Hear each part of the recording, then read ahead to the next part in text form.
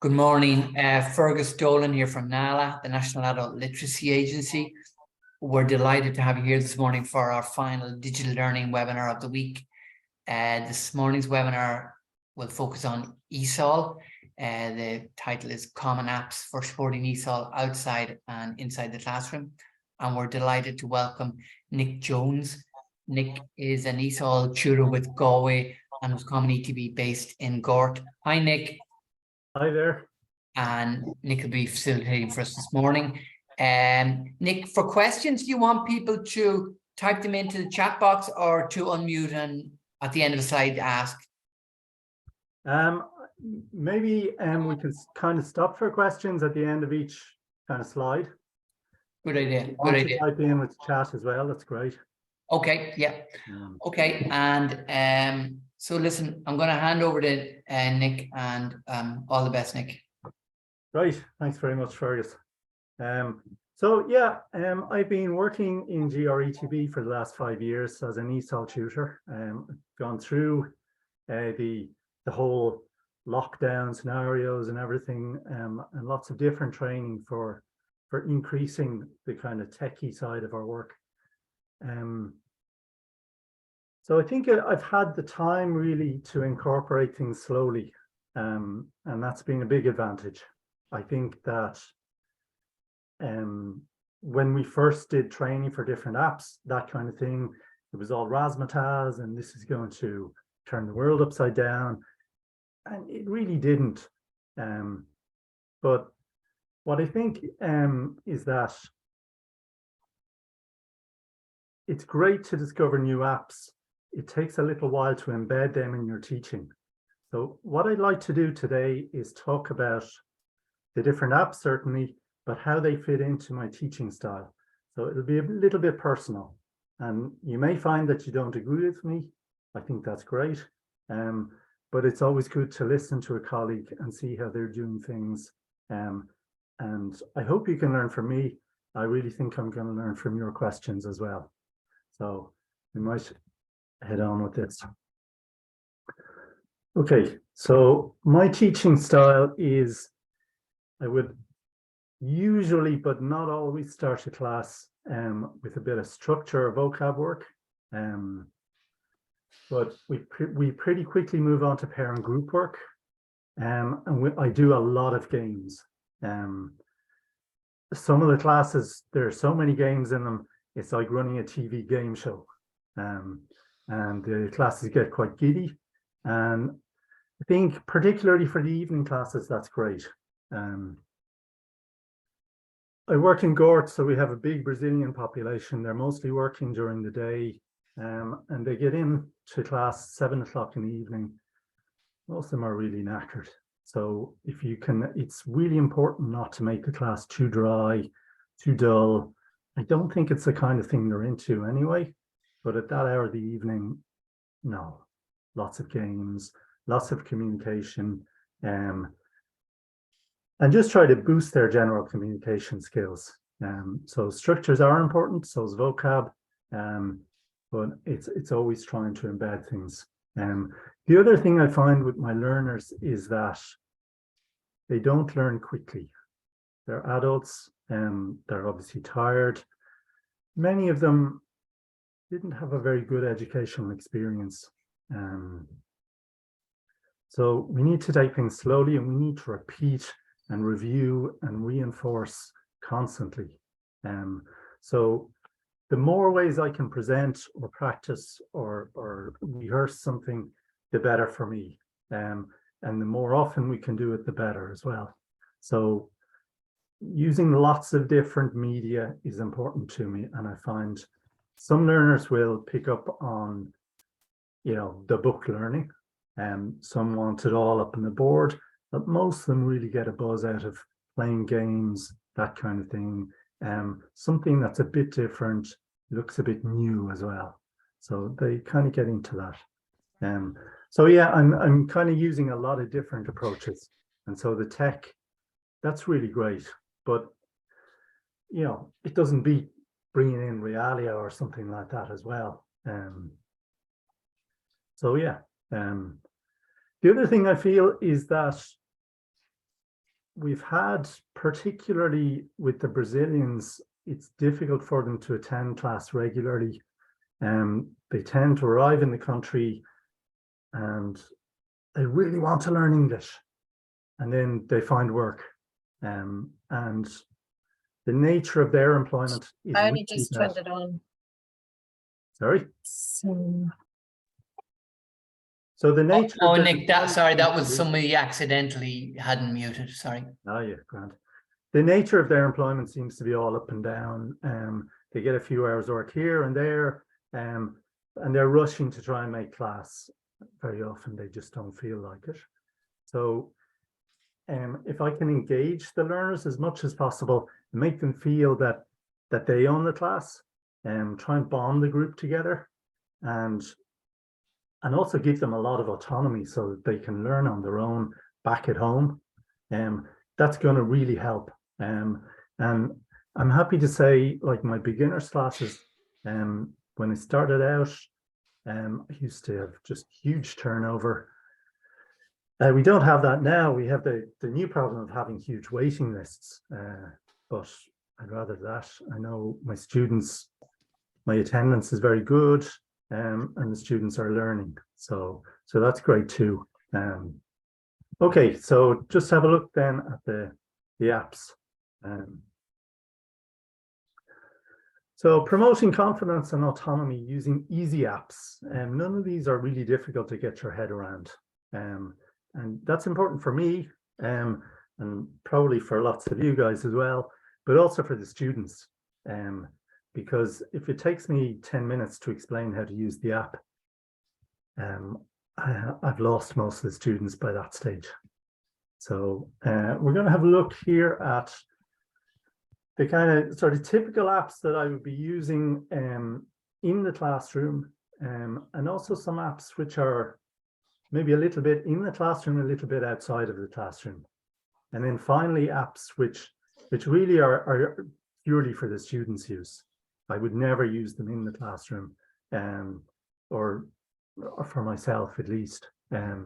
So it's a kind of a personal student app, if you like, the likes of Google Translate, Duolingo, this kind of thing.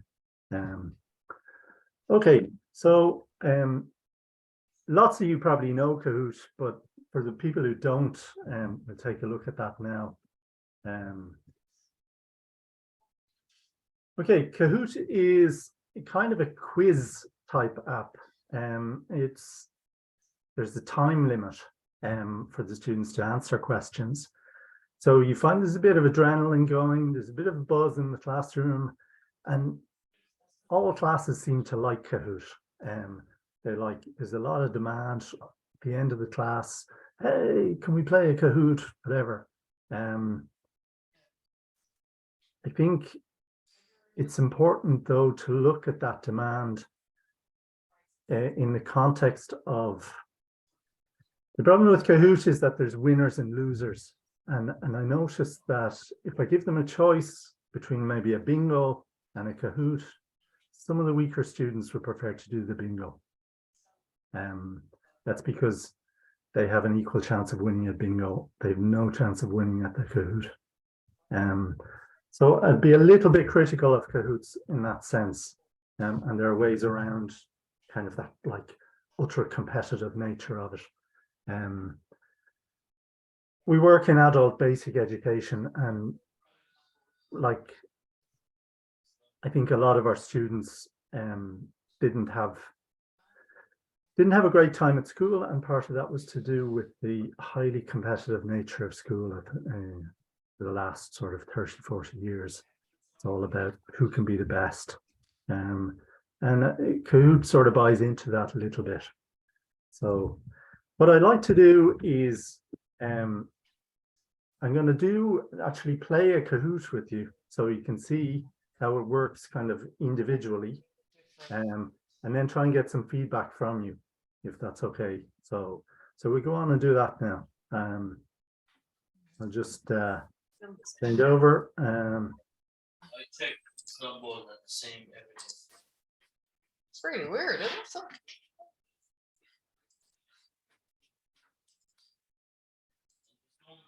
Every time it's Yeah,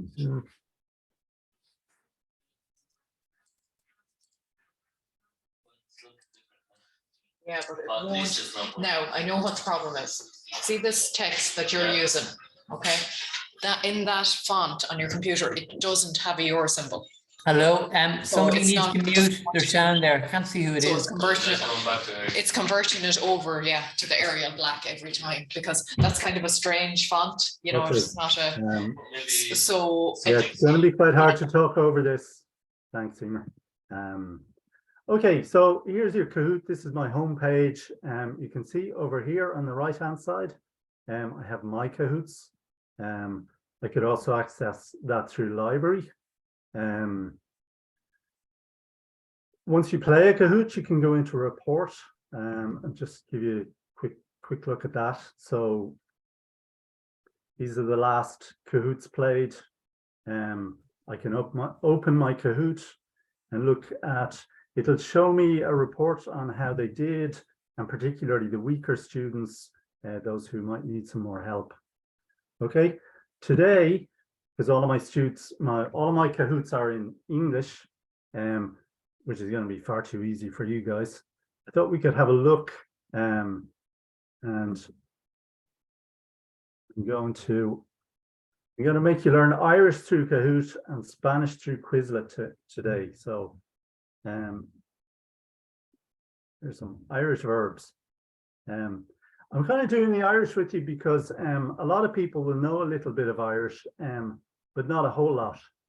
And some people will know none at all. So if you could just imagine that we've been studying these for the past week.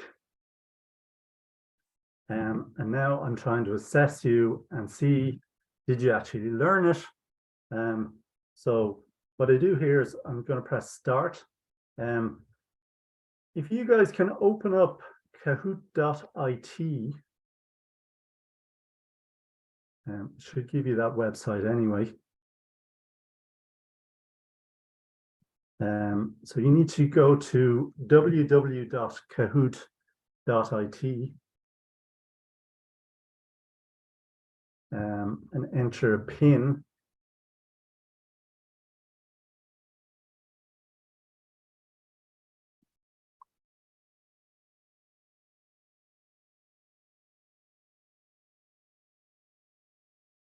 You enter a PIN and a nickname.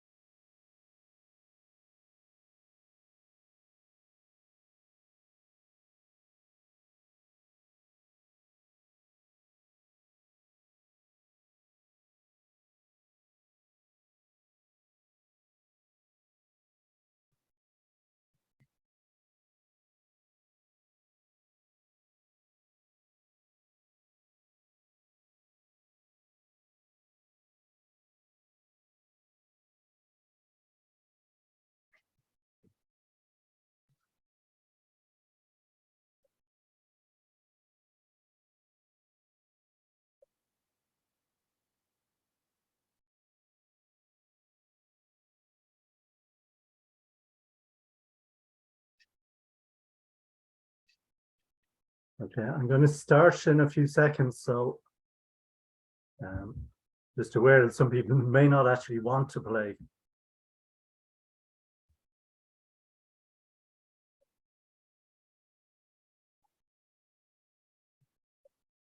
Okay, let's go with the people we have.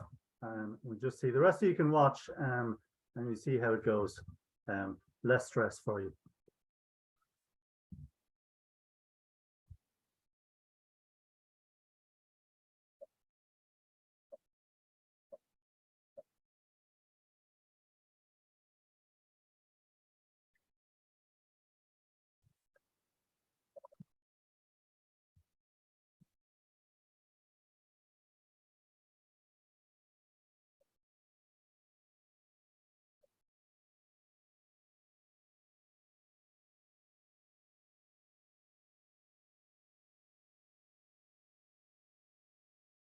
Okay, so we had 7 correct answers. Wow, that's cool. We go to next.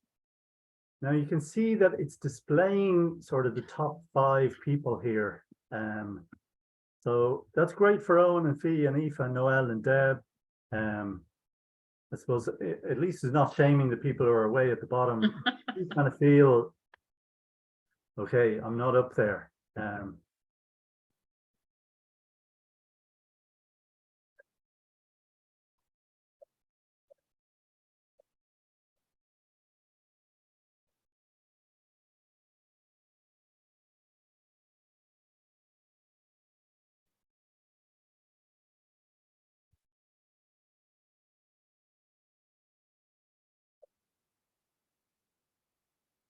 Okay, better.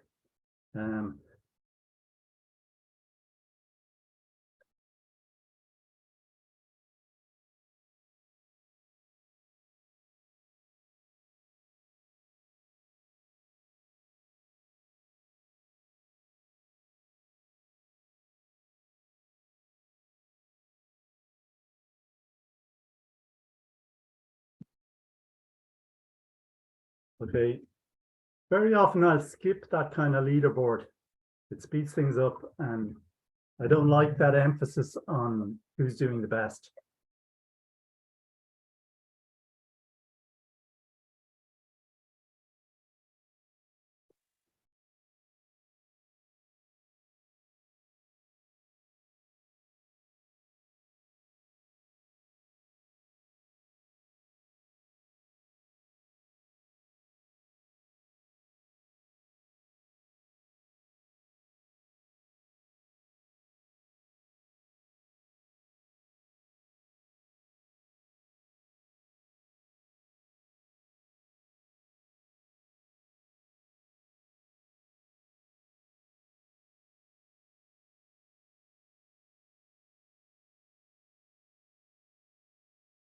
Okay, so we can see the leaderboard here. Aoife is in the lead. Now, just to let you in on a tip here, I have one class in the evenings where they demand chocolates as a prize. So at this stage, I may say, okay, the chocolate is actually for Deb, or the chocolate is going to be for number 5 at the end.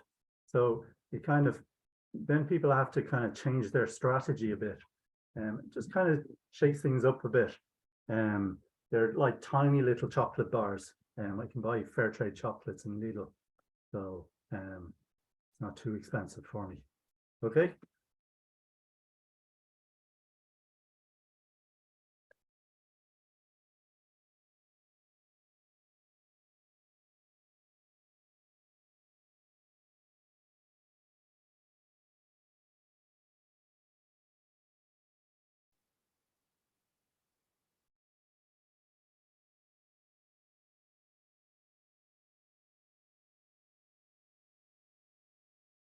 Right. Okay, I think we'll do one more question.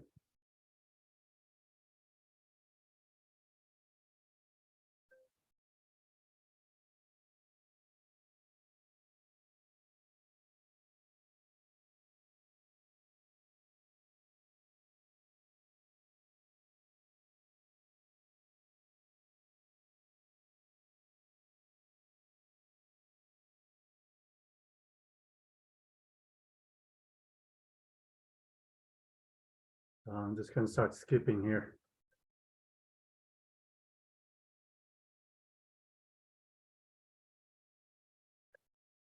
You needn't bother answering these.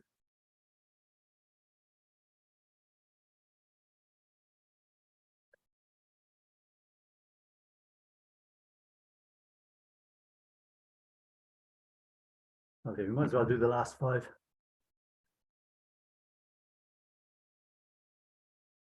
And Nick, Owen is asking, how much time do you give beginners? Yeah, so you can set the time limit in each Kahoot. So it depends very much on how much time I think they're going to need. For something like maybe you're looking at irregular past simple, they don't really need a lot of time for that. They either know it or they don't. So maximum 10 seconds. If I want to kind of put the screws on them just to make it interesting, I might make the last few questions only 5 seconds. Yeah, usually 20 seconds is pretty good. That's standard. Gives people time to think about things. So yeah, we'll keep going on this.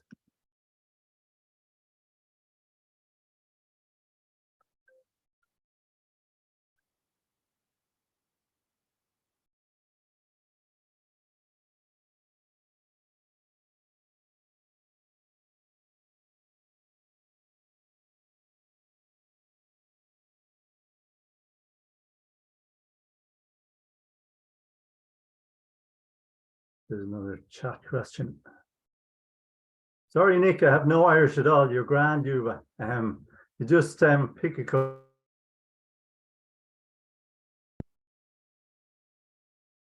Yeah, I might start skipping to the end and we can just see how the leaderboard shows up.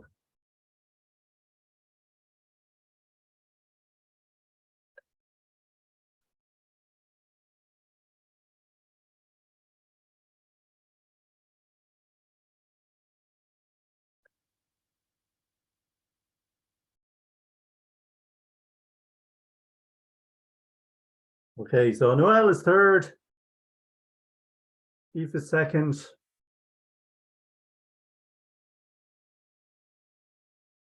Fee is 1st, hooray.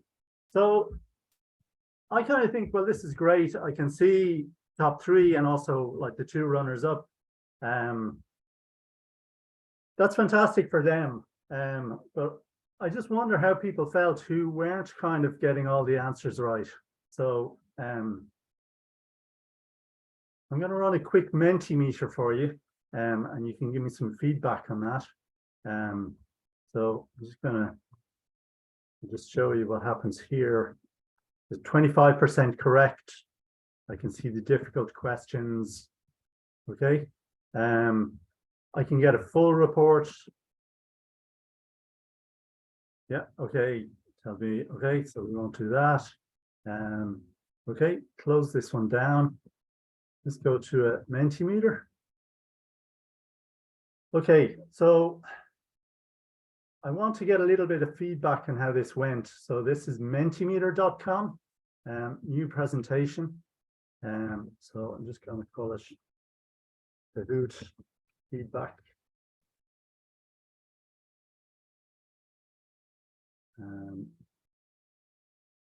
And multiple choice might be a good one for this. Just to do it very quickly, we go to a word cloud.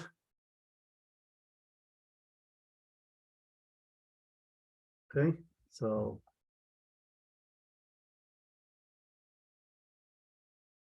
okay, so this is open. This is kind of difficult. So your code, what you have to do is go to menti.com. This is very small. And use the code 37095580.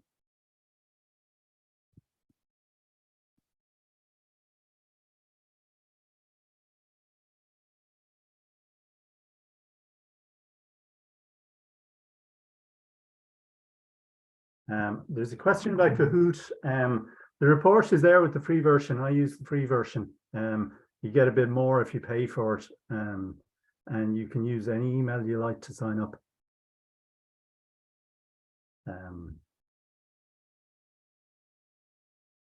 Okay, I'm just going to put the...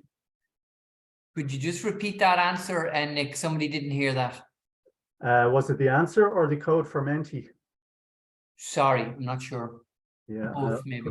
So Probably the code. it's... Yeah, it's a code. yeah, so I'll just type that in.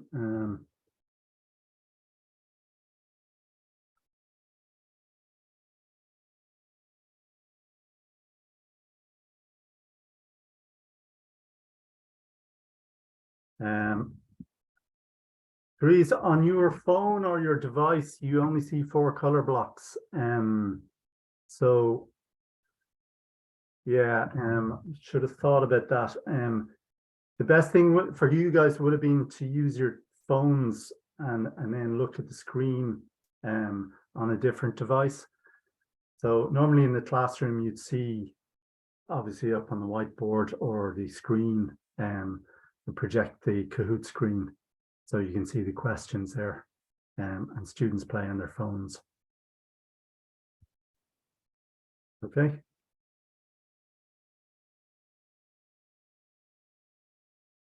Kahoot didn't show answer. Yeah. Okay. So that wouldn't be a problem in the classroom.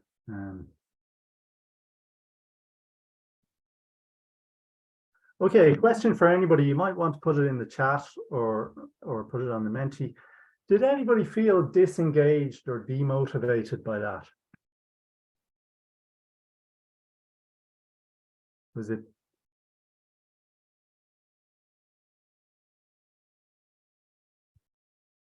Or you can unmute if you want to.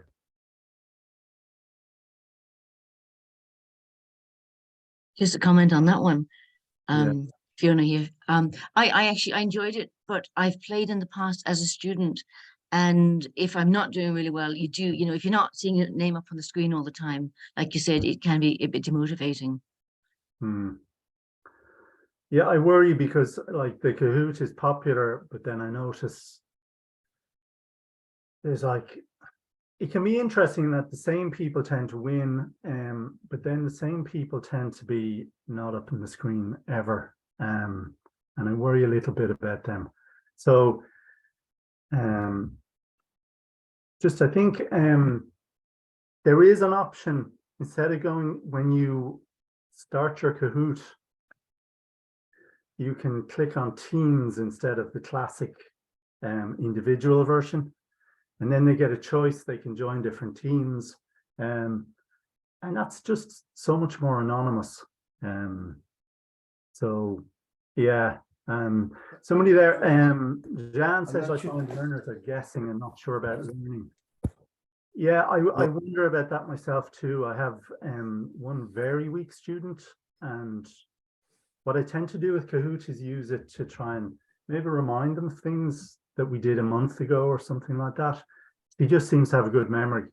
So she does well at Kahoot, but I'm really not sure that she's fully understood. And she doesn't do well at Kahoots the first time around. So yeah, I don't know, but there's another way of doing it as well, where you can pick a picture or something like that, and you can fill in the blanks, and you can go through it at a slower pace and your own pace. Each one can go at a different pace. I think I'm not 100%. It's a new thing to it on the Kahoot, but I'm not sure if it's on the. I'm not sure if it's on the free version or either, to be honest with you. But yeah, it can be good. I've used it in classes, and I find it with the students that don't have English as their first language that they seem to ask for an awful lot. right. You know, compared to the other students, the ones that would have English wouldn't be as keen sometimes, you know. Okay, that's interesting. Yeah, I find that with people who don't use the Latin alphabet, obviously their reading is much slower, and Kahoot, it's just not fair on them. Because like if I have a mixed class with some Brazilians in it, they can read the words quickly. Like the Arabic speakers obviously have to read the words first and then think about which is the correct structure or word. Another class I don't use it in, I have an A2 level class where there is one Polish learner who just has literacy difficulties. And it's embarrassing for him. So Kahoot is completely out. So yeah, I do have a lot of questions about Kahoot, but it can be a lot of fun. Just use it carefully, I think. Okay, we might move on to Quizlet now. So I'm gonna hit over just change over to Quizlet. Okay, this is Quizlet.com. You can sign up for a free account here as well. And so we've gone straight into my page. You can see some of my sets there. I have a library, so basically I have 3 different classes. Nick Peter's class, I think, is empty. And with these ones, Quizlet is basically a kind of a flashcard system. And what I like to do is send the students an invitation, and they click on that invitation. It brings them into Quizlet, and they have their own account in Quizlet, but they're also invited to my, say, Beginners 1 English class. And I can say, okay, what's in the, so for example, let's call up Beginners 1. Yeah, and tends to give you the most recent sets at the top. I could ask them to do this one, for example. Just try and practice this at home, and then I'll check again next week and see how well they've done. And I think with all these apps, it's really important to get them to try it out in class and keep checking. You know, did you do it? How did it go? Let's check again in class. So, but I do very often use it just to kind of reinforce, and maybe towards the end of presenting the thing, see how much they've understood. So, for example, I would tend to introduce furniture vocab with just a photocopied sheet, the kind of usual way, bit of a gap fill going on there, pictures, and this is something which again I think flows. So you're doing this, you're checking their understanding of that furniture, so they have kind of a basic list of vocab, and then we'll go into for example, like there'd be bedroom furniture, kitchen furniture, this kind of thing. So you can do a search here and just go up here. I tend to create my own Kahoots, and for some reason I use other people's Quizlets. So we're going to do a bit of Spanish. So yeah, so here we go. So house furniture, muebles de la casa. So my result is study sets. I have 3 up here. The best thing to do is go to view all. This is quite nice because it'll give you a preview of the top set. So I think this is Suzy Cuatro. This is, no, this is the top one. So 41 terms. It's a bit too much for me, but it looks quite good. You can see the bed. There's a picture of a bed. Okay, so I'm going to change. Just click on preview here. Okay, I'm not quite sure what language this is, but yeah, 18 terms. Let's study this one. Okay, there are different ways to do this. Classic Live is going to give you something a bit more like Kahoot, where it's timed, there's a bit of adrenaline going, this kind of thing. Learn, it's sort of a bit staid, I find. Flashcards is really what I'm going for. This is what I want them to be doing at home. So I tend to just do it in class as well, get them looking at it. Okay, there's a problem here. It's common with Quizlet that it's giving us the term, which is kind of the answer rather than the question. So this usually changes if you go onto full screen. If not, you're going to have to go into options and change. I think that will give us answer with Norwegian or Spanish. Okay, so I want to answer with Spanish. Yeah, let's see if it's changed. Okay, so here we go. Okay, so what's this? Okay, it's a cama. Okay, next one. How do you say wardrobe? Armario. Okay, so as you can see, by using the flashcards in class, we have lots of time. And I think when you use other people's Quizlet sets, and there are sometimes mistakes, but you have time to go in and explain, well, actually, a better word would be this, put it up on the whiteboard, that kind of thing. So it does well, there's no stress, and we can run through basic vocabulary, this kind of thing. Yeah, lots of strange Norwegian words there.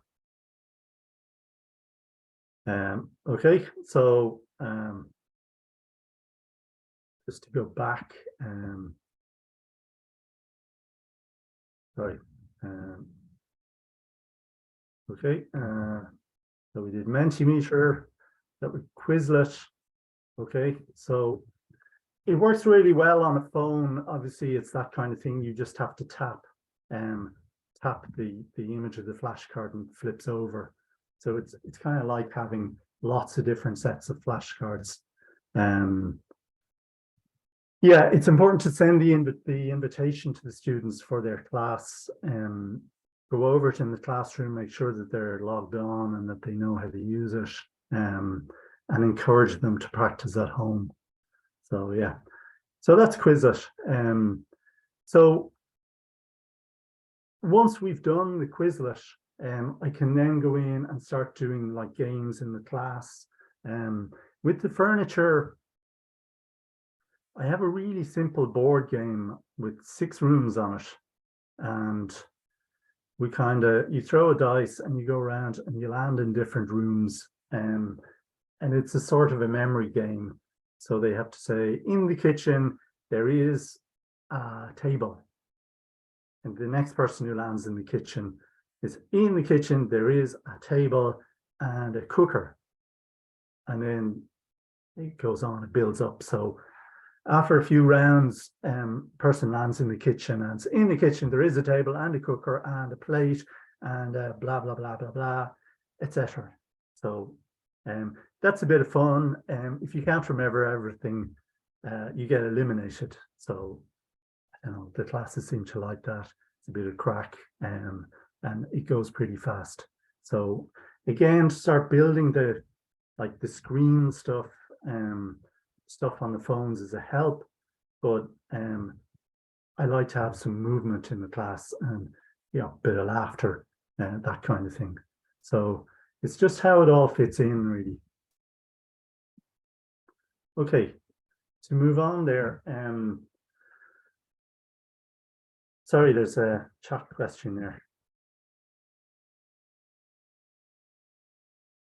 Yeah, sorry, Eve was asking if you invite the students to the Quizlet, can they access this at home? They can, yeah. It's all there for them. You can do a thing. There's a thing called Match on the free one. There used to be a kind of game like called Gravity, which was sort of like Space Invaders.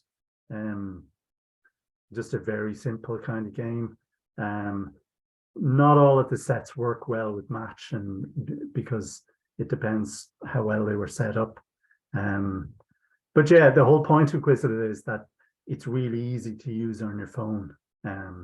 So yeah, you can do these things once you're set up. So just close that one down. Okay, WhatsApp. I wanted to start off by just saying be very careful with privacy issues. Because of GDPR, you can't just sort of put students on without their consent. So the best thing to do is, if you create a group, and then I think it's about the group you have to go into, you go into settings about the group, and you'll find a link, like an invitation you can send people, and you have to send that individually, and then students kind of they take on that invitation. The best thing of all is if one of the students will actually set up the group. So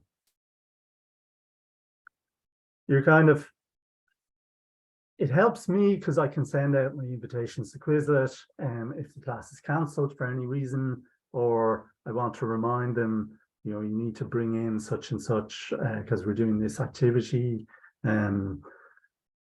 That's, you know, that's really helpful. And it just seems, it's a quick way. I tend to text people anyway, but it's a quick way to kind of just remind them. The really best results from WhatsApp groups tend to come when the students take over the app themselves, run it themselves, and use it just for kind of chatting. So they may be chatting in their own language, and that's okay by me. I think it seems to strengthen the group, and if you want people to continue coming to your classes, working on group dynamics is really important. So if they're having the crack, even through Portuguese or whatever, you know, posting funny pictures or whatever. I have one Brazilian woman who will always post a religious message every morning. You know, can't control that. And it's all good humored. So I haven't had any kind of bad experiences with that.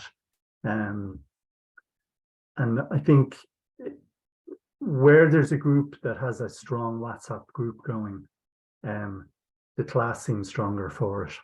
So yeah, very much encourage that. With the Ukrainians, you might find you have to set up Telegram for them. They seem to they seem to download WhatsApp as well if there's a strong WhatsApp group. Again, I like with all these groups, there are strange things going on with these apps, WhatsApp, Telegram, so it's very much the students who are happy to use them. Okay, I think with WhatsApp, most people know them. They use these apps a lot, so it's really easy for them. Yeah. Nick, there's a question there from Mary McDermott. Can the learners access the activities without accounts if you send in an email? Yeah, absolutely. I just find like my beginners, I'm working mostly with the lower levels. They don't have Teams. They're not set up for Teams, and they're a bit slow on the email. They don't use their email very much, whereas WhatsApp is just easier. So yeah. So yeah, I'll send an email invitation to Quizlet as well. You could also just log on to Quizlet yourself and do a search for my name, and it'll come up, and you can join a class. You can like find my class. So yeah, there's lots of different ways of doing that. So yeah, as I say, like the more of these apps you can use, or the more media you can use, the better. So yeah, if they're happy with the WhatsApp, fine. If they're not, it has to go out in the emails, or just show them how to do it up on the screen, how they go into Quizlet and just do a search. So yeah, that's it. Good question. So I don't know if people want to say anything else about WhatsApp, how they find it. Are they using other social media like Facebook? I know some teachers do. I'm not a huge fan of Facebook. If anybody wants to say anything there.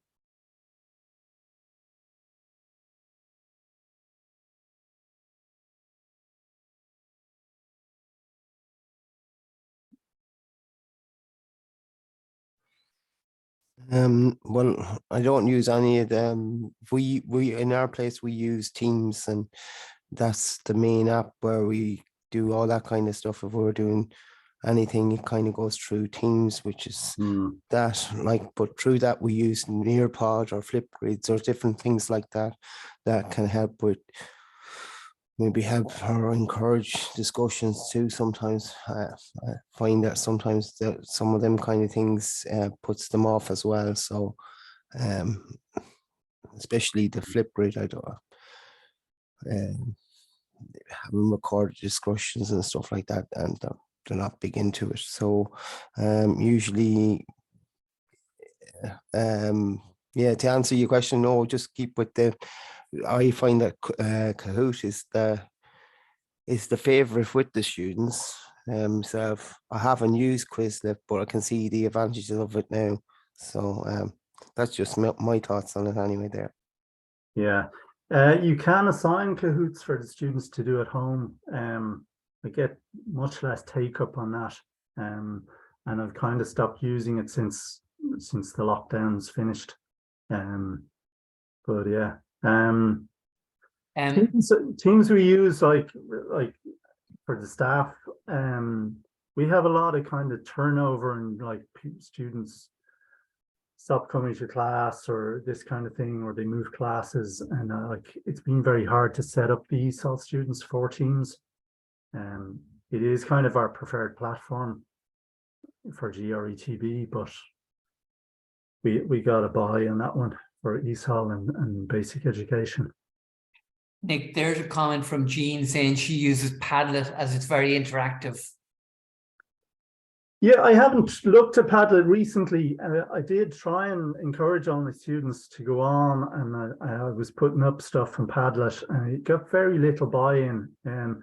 But yeah, it's something I might look at again, because like obviously I think Moodle is just too much for my students, but Padlet is sort of a much simpler version, and it's easier. Yeah, if you can get the students to use it, it's a nice app. And you can kind of use it as a social media as well. Although obviously it's really about kind of putting your homework up there or whatever, or doing little projects. So yeah, great. Would Padlet be tough for beginner level students? I'm not sure if it would, because even if you put up the wording, people can put up pictures or put up different things like that on it. You know, I'm not sure, but from my experience, they can put up pictures and different things. So it's not, they don't have to write in the words sometimes, and then somebody else will put the wording underneath it for them and stuff like that. That's a good idea. Yeah. I've used it with a kind of an A2 group to describe their favorite place. I think I was surprised that they kind of took to it so easily and so well. So like with the template, yeah, as you said, you can put a picture to your favorite place with an image and just a little template, and they can write, and they seem to find it quite motivating. You know, just getting and seeing the end product, it looked very attractive for them, you know, when they could see other people's writing as well, or do it collaboratively. But it took some time, you know, it wasn't it was over a couple of classes.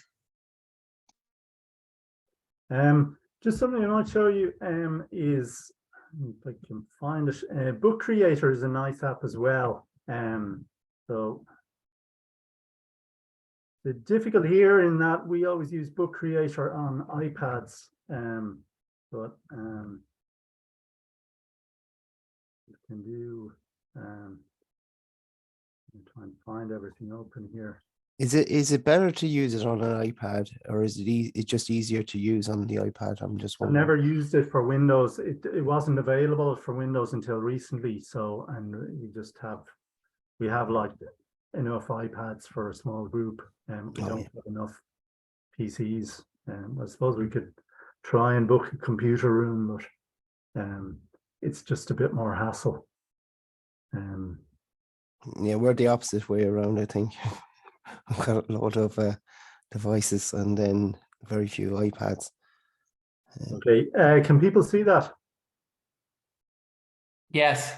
Yeah, okay, fine. Grand, okay. So this is a new book. It has a kind of an ugly looking cover on it. So I can go down. You go into the little eye here for information. There's no text on this cover, so it'll just give me page, and I can pick a different color and change this background. Okay, so I'm going to change my background to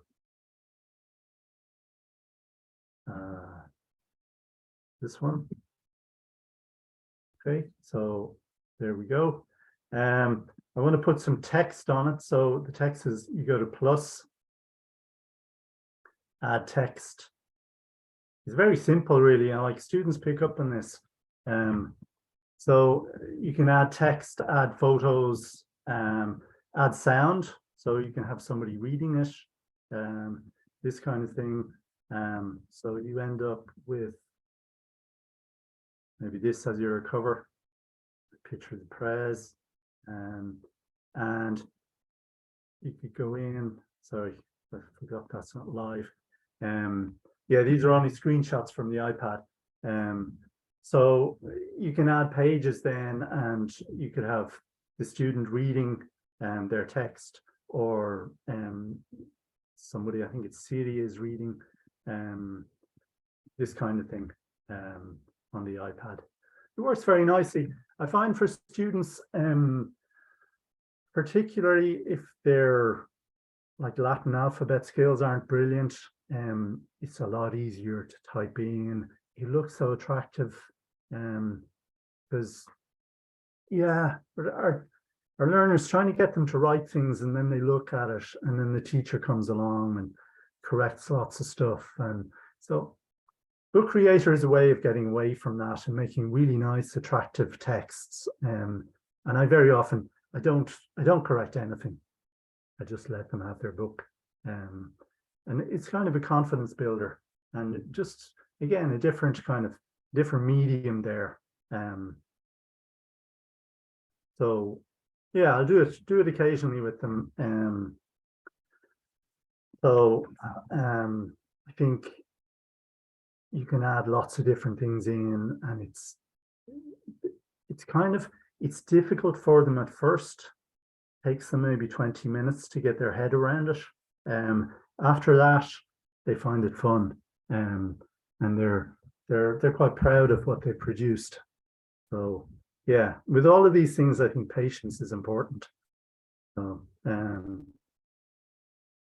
Book Creator is not free.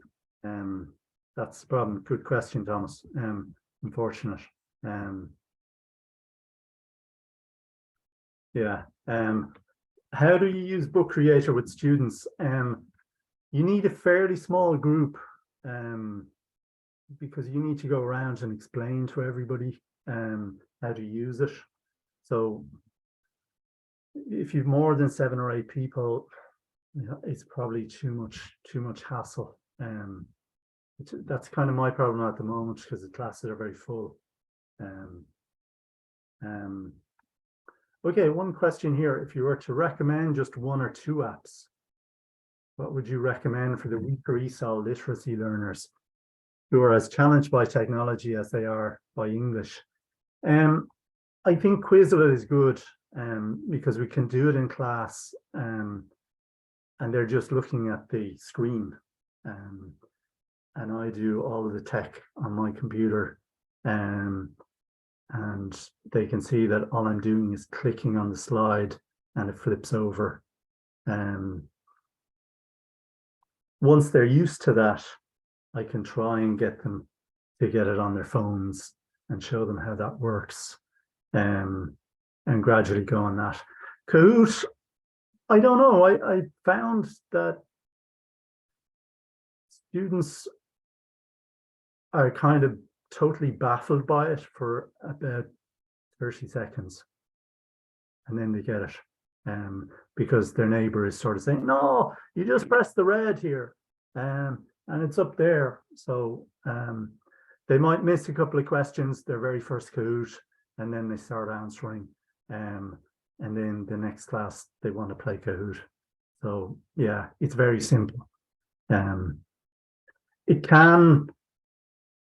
There are always a couple of students who need some help actually logging in. I don't know why, even the ones who've played Kahoot 20 times. But their neighbor will help them. And once they're logged in, I think, yeah, they just have to tap a different color, like blue or yellow. So yeah, Kahoot and Quizlet are, for me, they're kind of the basic ones. And I just wanted to bring up something else before we finish, which is just to be aware.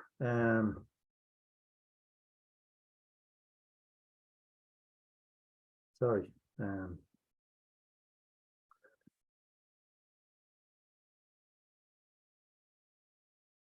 Just to be aware that the students are using translators all the time. So does that happen? Let's have a quick look at Google Translate and try and put yourself in the student's position, because obviously I'm not using Google Translate, but the students will be, and they're using it in their daily lives a lot. So again, a bit of a warning, like if you create anything and run it through Google Translate, it becomes a property of Google. But it is a pretty amazing app. Machine translation is not as bad nowadays as people used to say. If you don't speak English, it's a real gift. And also machine translation is getting better. They're heading more towards neural translation, which will be much more like the way real people use English. Sorry, native speakers.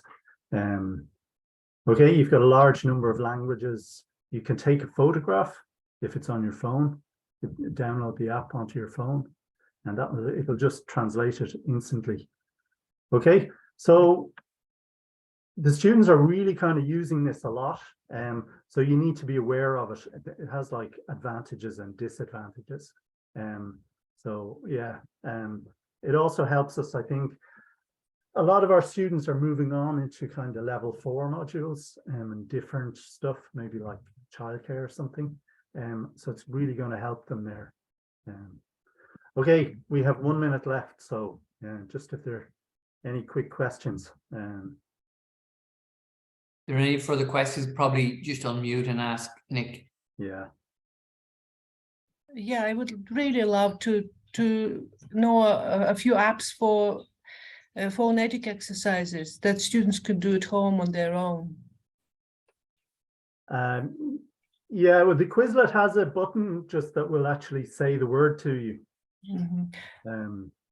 But interactive exercise so that they can practice the pronunciation.